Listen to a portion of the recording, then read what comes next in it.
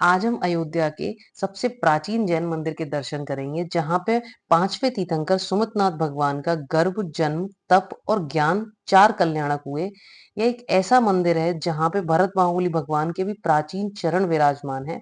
यह मंदिर कटरा मोहल्ले में स्थित है, जिसमें चार वेदियां हैं, जहाँ पर एक प्रतिमा विक्रम संवत 1224 की है। कटरा मोहल्ला का ये प्राचीन मंदिर इतना प्राचीन है कि जब माताजी हम लोग के जन्म से भी पहले जब माताजी छोटी थी, तब वे अयोध्या तीर्थ दर्शन के लिए आती थी।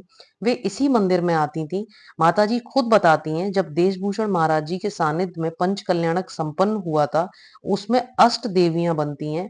उसमें से एक देवी माताजी बनी थी। श्री देवी बनने का सौभाग्य माताजी को प्राप्त हुआ था। मंदिर के आंगन में विराजमान भगवान सुमितनाथ भगवान की टोक है, जिसमें भगवान के प्राचीन चरण विराजमान है, जिसके अभी आप दर्शन कर रहे हैं। इस मंदिर में एक ऐसी प्रतिमा है जो इतनी प्राचीन है, जिन पर कोई चिन्ह भी अंकित नहीं है। अभी आगे हम उस प्रतिमा के दर्शन करेंगे।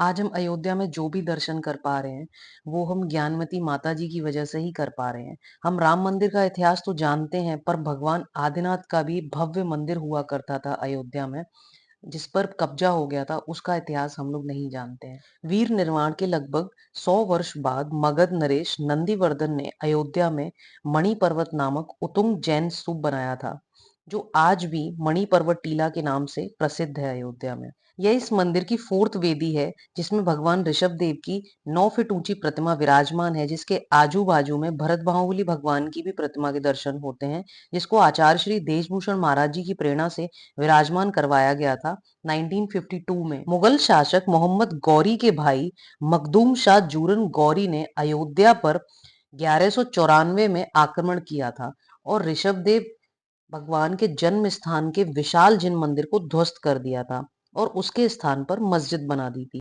शाहजूरन टीले पर मस्जिद के पीछे की ओर आदिनाथ भगवान का जो छोटा सा मंदिर है, जिसके हमने लास्ट वीडियो में दर्शन किए थे, उसके बनने की बड़ी इंटरेस्टिंग हिस्ट्री है, जो इतिहास के पन्नों में कहीं दबकर रह गई है। उस समय पर जैनों ने मुगल शासक से आग्रह किया कि हमारा प्राचीन पवित्र स्थल है, हमारे भगवान की जन्मभूमि है, यहाँ पर हम मंदिर बनाना चाहते हैं। लेकिन यह सुनकर मुगलों ने कहा कि क्या प्रमाण है तुम्हारे पास? अगर कोई प्रमाण हो तो प्रस्तुत करो, नहीं तो जाओ यहाँ से।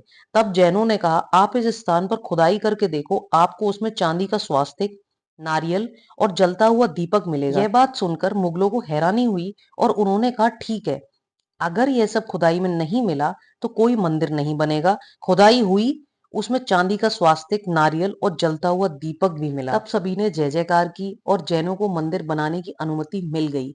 लेकिन इजाजत मिली कि एक रात में मंदिर बनवा सकते हो तो ही मंदिर बनेगा। फलस्वरूप मंदिर बना और एक ही रात में बना, जिसके आज हम सभी दर्शन कर पा रहे हैं। अगर आपने वो वीडियो नहीं देखा है तो जाके प्लीज वीडियो देख लें और चैनल को सब्सक्राइब भी जरूर कर लें। प्राचीन मंदिर के सामने ही एक नया मंदिर है, जिसको माताजी की प्रेरणा से बनवाया गया है 1992 में। अगर माताजी को ध्यान में बड़ी मूर्ति के आदिनाथ भगवान दिखाई नहीं देते और माताजी अयोध्या में नहीं आती, तो शायद हम जो भी दर्शन कर पा रहे हैं आज अयोध्या में, हम जो जान पा रहे हैं जन्मभूमि के बारे में, भगवान के बारे में, तो शायद हम नहीं जान पाते।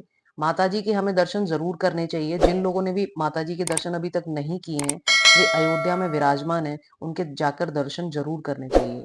सुमतनाथ भगवान के दर्शन करके हम जब मंदिर से बाहर निकले, तो हमें एक अंकल मिले, जिन्होंने हमें बताया, जन्म स्थल का ये मंदिर है कटरा में। हाँ, जो इसमें इस साइड जो है ये प्राचीन मूर्तियाँ हैं, ये सबसे प्राचीन मूर्ति है। यहाँ अयोध्या में इतनी प्राचीन कोई भी मूर्ति नहीं और इतनी अक्षयकाली है कि कुछ पूछो मत। ये माता जी बताती हैं कि जो भी आए उन मूर्तियों के दर्शन करे और उनसे अपनी समस्या का निदान वहीं से होगा।